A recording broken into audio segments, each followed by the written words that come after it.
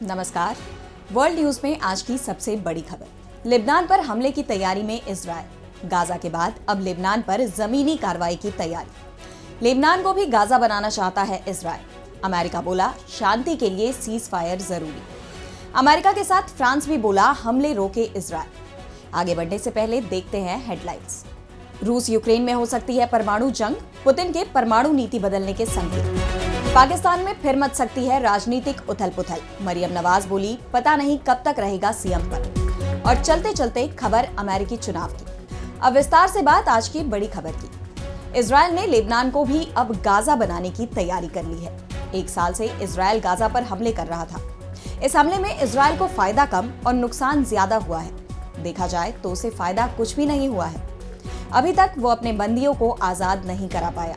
बदले में हजारों बेकसूरों की उसने जान ले ली है, जिसके चलते वो दुनिया के निशाने पर है। लेकिन पश्चिमी देशों के समर्थन से इजरायल ने अब लेबनान को तबाह करने की प्लानिंग कर ली है। लेबनान पर इजरायल के हवाई हमले जारी हैं और अब इजरायल जमीनी कार्रवाई की भी तैयारी कर रहा है। अगर ऐसा होता है तो मिडिल ईस्ट में बड़ी जंग का आगाज हो जाएगा, क्योंकि लेबनान फिलिस्तीन नहीं है, उसकी अपनी मजबूत सेना है।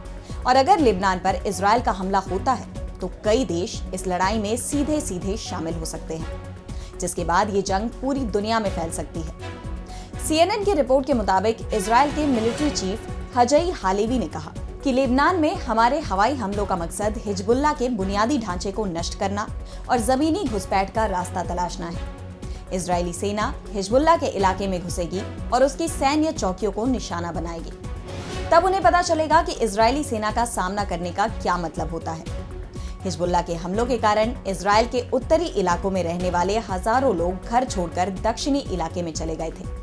अब वे अपने घर लौट पाएंगे। इस बीच इस जंग को रोकने के लिए संयुक्त राष्ट्र महासभा ने एक आपात बैठक बुलाई, जिसमें अमेरिका और फ्रांस ने इजरायल लेबनान जंग को कुछ समय तक रोकने के लिए 21 दिन के सीज फायर की मांग की। ऑस्ट्रेलिया, कनाडा, सऊदी अरब, यूएई, कतर समेत कई यूरोपीय देशों ने सीज फायर की मांग का समर्थन किया। अमेरिका के राष्ट्रपति बाइडेन ने कहा कि वक्त आ गया है, लोगों के सुरक्षित घर लौटने के लिए ये जरूरी है। दरअसल बाइडेन पर यह जंग रुकवाने का सबसे ज्यादा दबाव दिखाई दे रहा है, क्योंकि अब राष्ट्रपति के रूप में उनका कार्यकाल 4 महीने से कम वक्त का रह गया है। वो इस बार राष्ट्रपति चुनाव नहीं लड़ रहे हैं। ऐसे में अगर बाइडेन जंग रोकने में सफल रहते हैं तो अमेरिका में उनकी इमेज में काफी सुधार होगा। फ्रांस ने कहा कि अगर जंग नहीं रुकी तो ये पूरे मिडिल ईस्ट में फैल सकती है। कूटनीति से इसे रोका जा सकता है। न्यूयॉर्क टाइम्स ने अमेरिकी अधिकारियों के हवाले से कहा कि अगर हिजबुल्लाह और इजरायल के बीच जंग रुकती है तो गाजा में चल रही लड़ाई पर भी इसका असर पड़ेगा। गाजा में करीब 1 साल से लड़ाई चल रही है। अब तक हिजबुल्लाह, लेबनान या फिर इजरायल ने सीज फायर पर कोई जवाब नहीं दिया है। दरअसल 1 सप्ताह से इजरायल और लेबनान में जबरदस्त जंग चल रही है। 2006 के बाद ये इन दोनों देशों के बीच अब तक की सबसे बड़ी जंग मानी जा रही है।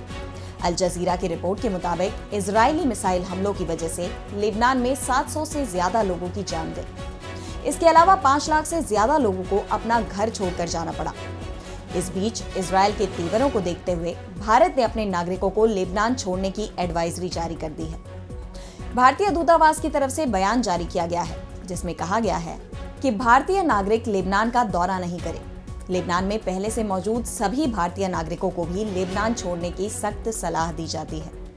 जो लोग किसी भी कारण से वहां रह जाते हैं, उन्हें अत्यधिक सावधानी बरतने, अपनी गतिविधियों को सीमित रखने और बेरूत में भारतीय दूतावास से हमारी ईमेल आईडी और आपातकालीन फोन नंबर के माध्यम से संपर्क में बने रहने की सलाह दी जाती है। भारतीय दूतावास ने इसके लिए अपनी ईमेल आईडी और फोन नंबर भी जारी कर दिए हैं। इससे पहले अमेरिका और पश्चिम के देशों की तरफ से भी अपने नागरिकों को लेबनान छोड़ने को कहा गया है। इस बीच ईरान की तरफ से संकेत दिया जा रहा है कि लेबनान पर अगर इजरायल ने जमीनी कार्रवाई की तो वो शांत नहीं रहेगा। ईरान शांति का पक्षधर है, लेकिन इजरायल की कार्रवाई का समर्थन नहीं किया जा सकता। इजरायल अमेरिका और पश्चिमी देशों से मिली शह पर ही गाजा और लेबनान पर हमले कर रहा है। मिडिल ईस्ट के बाद अब बात रूस और यूक्रेन जंग की। रूस और यूक्रेन की जंग 2.5 साल से चल रही है। पश्चिमी देशों का समर्थन पाकर यूक्रेन अब रूस के अंदर कार्रवाई करने का साहस दिखा रहा है, जिससे नाराज रूसी राष्ट्रपति व्लादिमीर पुतिन ने इस बार पश्चिमी देशों को परमाणु हथियारों के इस्तेमाल की धमकी दी है। पुतिन ने राजधानी मॉस्को में सुरक्षा परिषद की तत्काल बैठक बुलाई थी। इसमें उन्होंने कहा कि सरकार परमाणु हथियारों के इस्तेमाल से जुड़े नियम और शर्तों को बदलने जा रही है। पुतिन ने कहा कि रूस के खिलाफ मिसाइल या फिर ड्रोन हमलों के खिलाफ परमाणु हथियारों का इस्तेमाल किया जा सकता है। पश्चिमी देशों को भी पुतिन ने सख्त चेतावनी देते हुए कहा है कि अगर कोई गैर परमाणु संपन्न देश किसी परमाणु संपन्न देश के समर्थन से रूस पर हमला करता है तो इसे दोनों देशों की तरफ से किया गया हमला माना जाएगा। रूस के परमाणु हथियार देश और उसके नागरिकों की सुरक्षा की सबसे बड़ी गारंटी है। अगर रूसी इलाके में बड़े पैमाने पर मिसाइल या ड्रोन हमला होता है जिससे देश की संप्रभुता पर गंभीर खतरा आ सकता है तो ऐसी स्थिति में रूस परमाणु हथियारों का इस्तेमाल कर सकता है। दरअसल पुतिन का ये बयान उस समय सामने आया है जब इस तरह की खबरें सामने आ रही हैं कि यूक्रेन के राष्ट्रपति ज़ेलेंस्की की मांग पर अमेरिका यूक्रेन को लंबी दूरी की मिसाइल दागने की अनुमति दे सकता है। अब पाकिस्तान की बात करते हैं। पाकिस्तान की सियासत में एक बार फिर से उथल-पुथल मचती दिखाई दे रही है। सुप्रीम कोर्ट ने पाकिस्तानी आम चुनाव पर सख्त टिप्पणी की है और इसके बाद इमरान खान के समर्थकों में उत्साह दिखाई दे रहा है। वो चुनाव रद्द करने की मांग कर रहे हैं।